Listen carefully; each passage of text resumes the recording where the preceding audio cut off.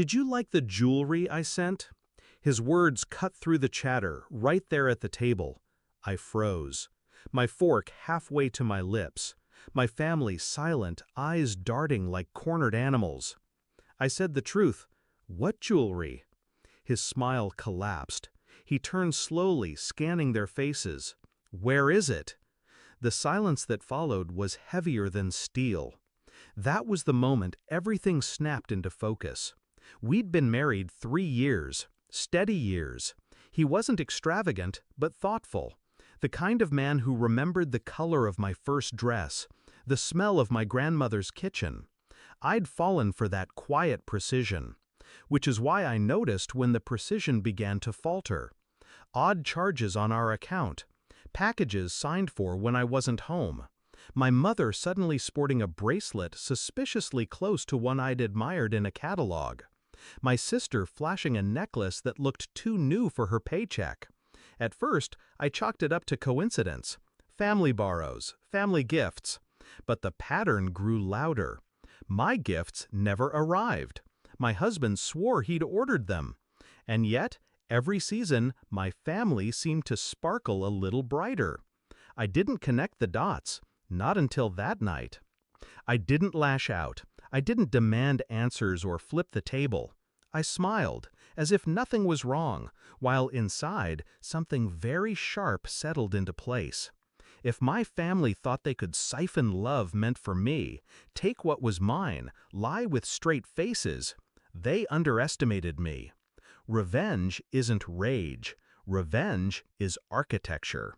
So I built. First, I asked for patience. I told my husband, "Don't confront them, not yet. Let's see how far this goes." His trust was my weapon. Then I tracked every package, every receipt. I had his accounts mirrored to mine. Notifications pinged every time a delivery went out. And like clockwork, the parcels meant for me ended up at my parents' address. A ring, a set of earrings, a watch, all vanishing into their hands. Step 2 was proof.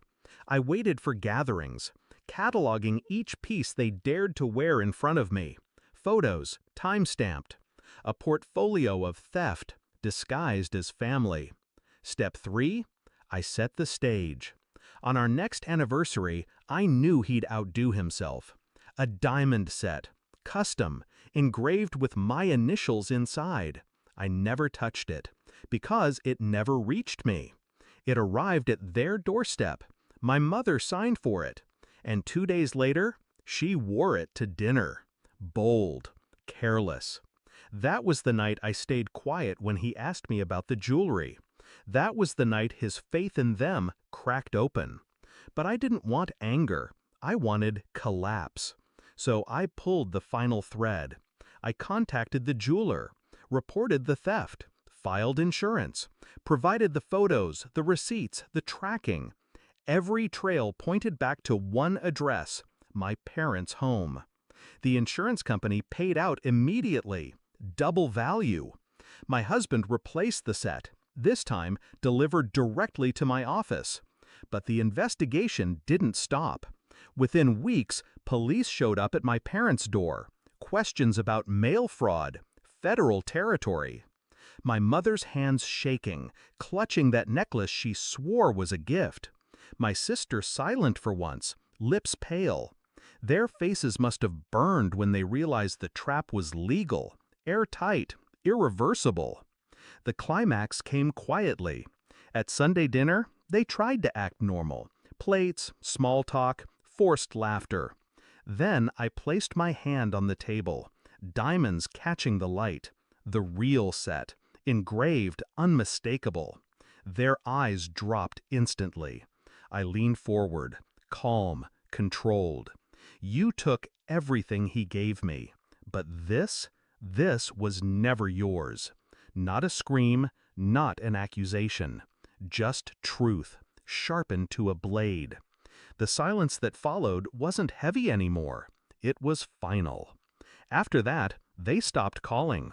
Holidays passed without invitations. Fine by me. My husband? He never wavered. He told me later, I thought I married you for your heart. Turns out, I married a strategist. He wasn't wrong. Now, when I look at that jewelry, I don't see glitter. I see clarity.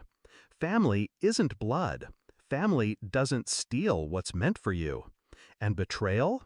Betrayal doesn't deserve confrontation. It deserves extinction. So I cut them out, clean, surgical. And every reflection of those diamonds reminds me, I didn't lose a family, I removed a cancer.